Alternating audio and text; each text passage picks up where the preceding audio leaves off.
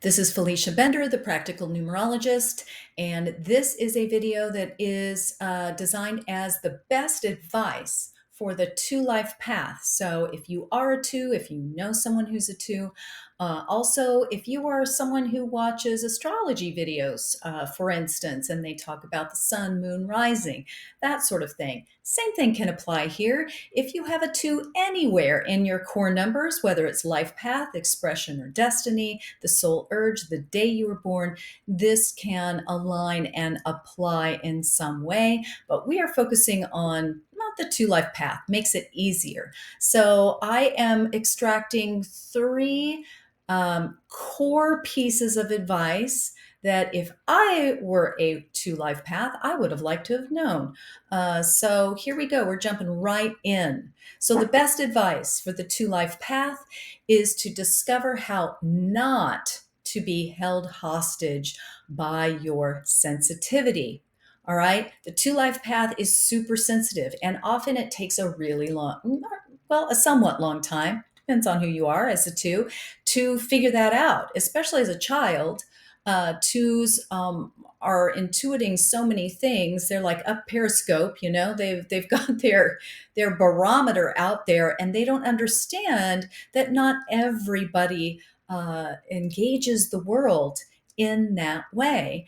And one of the things that I would like to, I'm going to share a quote from channeler, energy worker Lee Harris. And he said this wonderful thing. He said, you know, that empaths can feel everything, right? And that's a great thing. It is something that empaths have as a gift to give the world. And yet often what happens with the two as an empath is it is used more as a way to be a victim of that sensitivity. Like, oh, I can't help it. I just feel so much all the time. Oh my gosh, I can't function, sort of thing.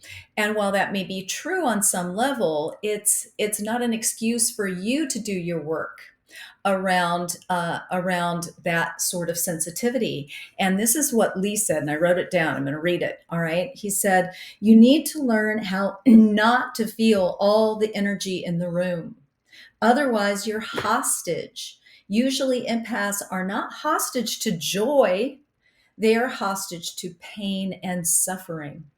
So, one of the things that I would say, first and foremost advice, is to understand that and then to learn the tools that will allow you to step back and have a healthy detachment and an understanding around your sensitivity. All right, piece of advice number two for the twos, and it is learn to speak.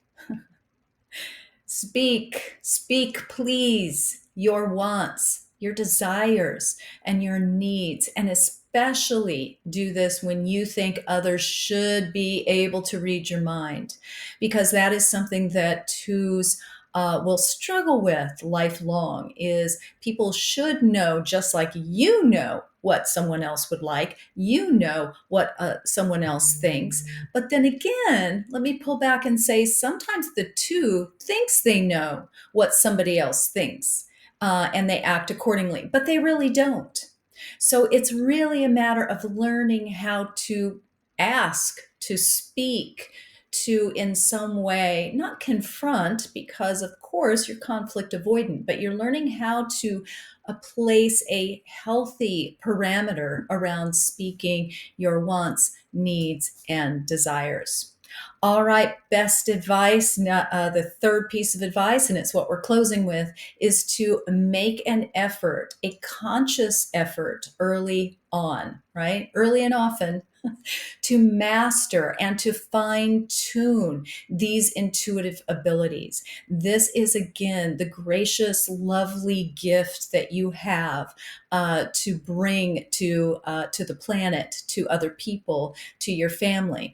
And yet you're also there to bring it to yourself, to offer yourself that sort of recognition, that sort of love, that sort of support that often the two seeks from everywhere else but themselves. And so I would say that the third and powerful piece of advice for you, if you are a two, if you have a two in your life, is to make this effort to master and fine tune your intuitive abilities, and you will be really riding high as a two life path.